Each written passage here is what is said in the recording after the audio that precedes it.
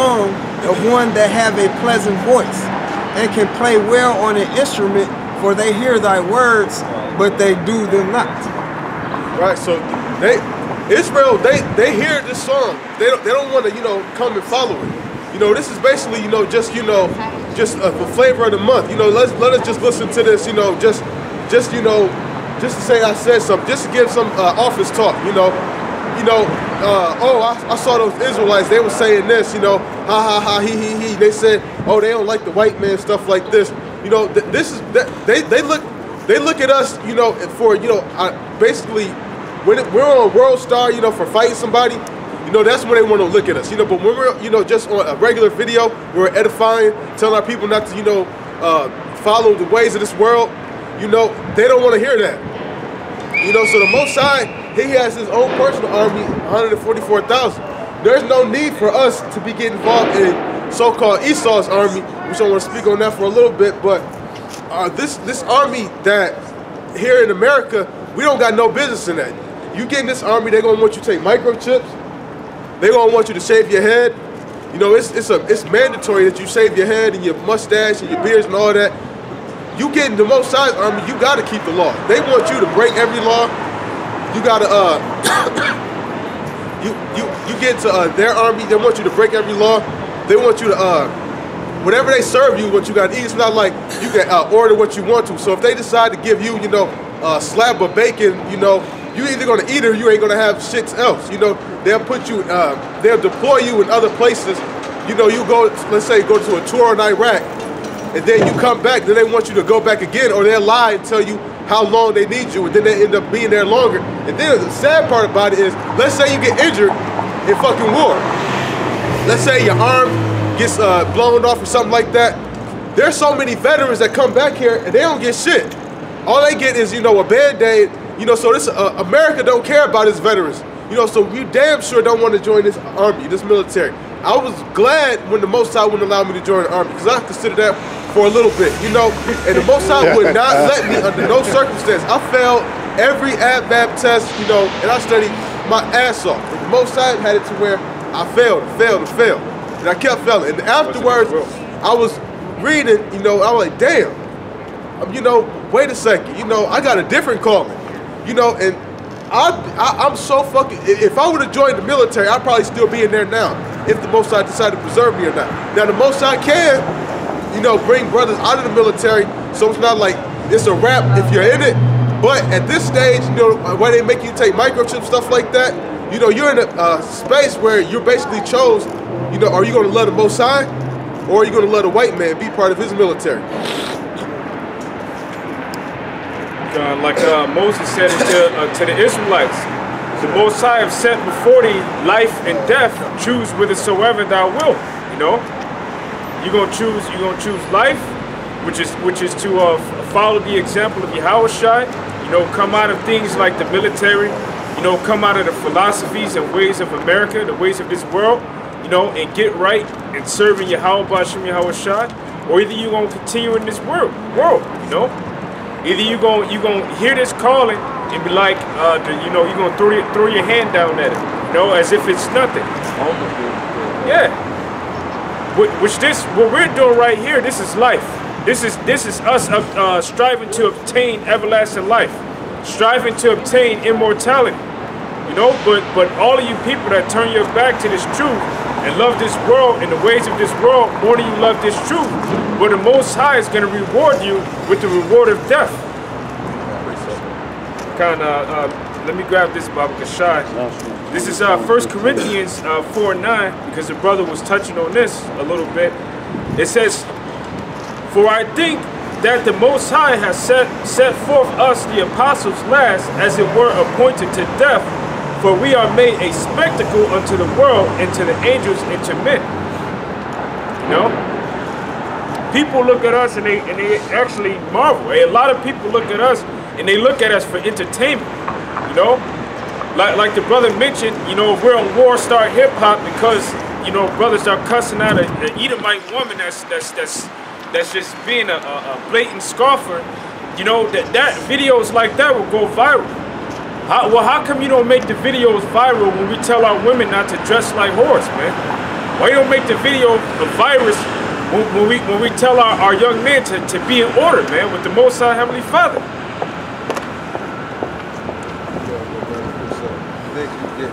Jeremiah 51 and 20.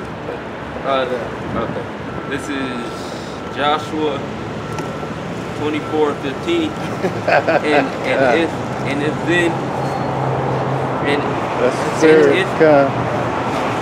And if it seem evil unto you to serve the Lord Yahweh by Shem Shai, choose you this day whom you will serve, whether the gods which your fathers served that were on the other side of the flood, or the gods of the Amorites, in whose land you dwell. But as for me and my house, we will serve the Lord Yahweh by Shem Shai. You said again. Jeremiah 51 and 20. Anybody got a precept? Mind if I can What's It's on the same thing. Okay, it's still pertaining to it. Yeah, this is 2 Corinthians 15 and 12. And they entered into a covenant to seek Yahweh power of their fathers with all their heart and with all their soul, that whosoever would not seek Yahweh power of Israel should be put to death, whether small or great, whether man or woman. Right, so the Most High is going to use his army, you know, and we're going to be putting Israelites to death. Ezekiel chapter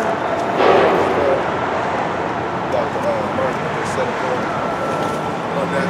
So the Most High is going to, you know, basically our own people are going to be put to death. You had in the where the angels have basically killed so many damn Israelites already before, and they're going to end up doing it again. This time, you know, you're going to have stormtroopers. Everybody's going to partake, in this destruction. You know, you're going to have Edomites killing each other. You know, so the Most High, you know, if you're not part of this army, you know, this is the best army you could be a part of. But you got to be born in this army. You know, the Most High got to choose you and select you to be in this army. You just can't, you know, all of a sudden, you know, be Egyptian and then, you know, you be part of this army, 144,000. The Most High ain't going to be with it, period. Jeremiah first. Okay, this is Jeremiah 51 and you said 20? Yeah. Jeremiah 51 and 20. Jeremiah 51 and 20. Thou art my battle axe and weapons of war, for with thee will I break in pieces the nations, and with thee will I destroy kingdoms. So the Most High is going to use us. You know, said, thou art my battle, meaning us. You know, the Most High is going to use us to destroy some of these nations. You know, we're going to be able to partake in those that, you know, took us into captivity, that killed us with the sword. So we're going to be able to get our vengeance. We're going to be able to, you know, take a part of our vengeance. You know, the ones that, you know, killed us, we're going to be able to kill them. That's why in the movie the movie Birth of a Nation, you know, Nat Turner, he wanted to kill, you know, every white person that he saw. That was beautiful. He wanted revenge, man. For you to get revenge on you other nations, man. He wanted revenge for what happened to him. They fucking beat his wife. He's like, man, they beat his wife and raped her. And he knew the scriptures. He's like, man, fuck that, man. He wanted revenge, man. And the Lord's going to allow us to get a revenge on you other nations, man, coming up against us. Yahweh Shem Shai is going to allow us to take you out, starting with our Lord Yahweh Shai. He's going to take all you other nations down. There's still more. And verse 21, and with thee will I break in pieces the horse and his rider, and with thee will I break in pieces the chariot and his rider. With thee also will I break in pieces man and women. And with thee will I break in pieces old and young. And with thee will I break in pieces the young men and the maid. So Most High doesn't have any mercy, you know, whether you're young or a woman or an old woman, you're going to be put to death, period. You know, if you're young, you know, you did something in your past life worthy of judgment. You know, if you're old, you ain't get with this, and you know, you also probably did something in your past judgment. You know, so the Most High is not having mercy. You know, you can't be like, oh, I'm just a woman. You know, we're not.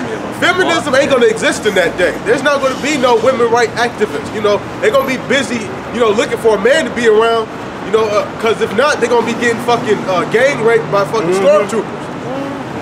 Verse 23, I will also break in pieces with thee the shepherd and his flock, and with thee will I break in pieces the horse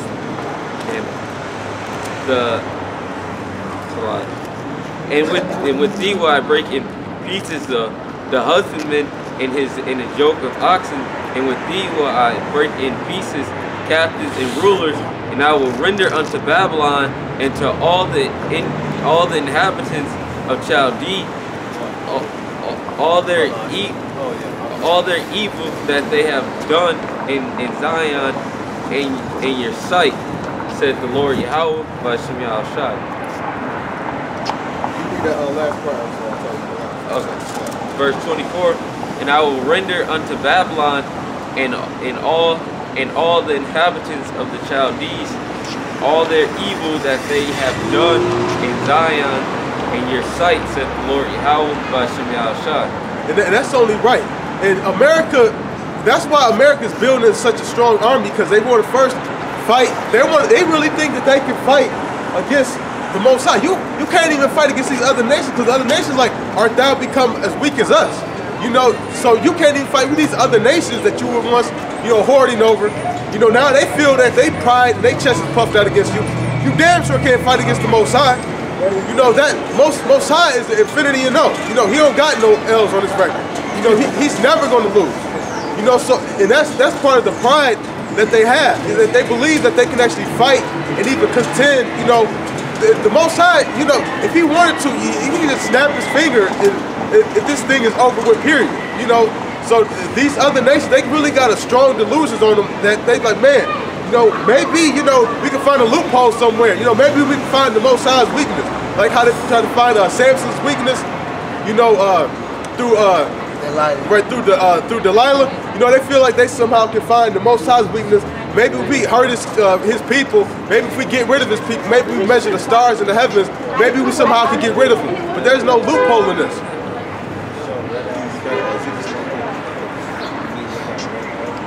Ezekiel chapter 9. Precept. This is Ezekiel chapter 9, verse.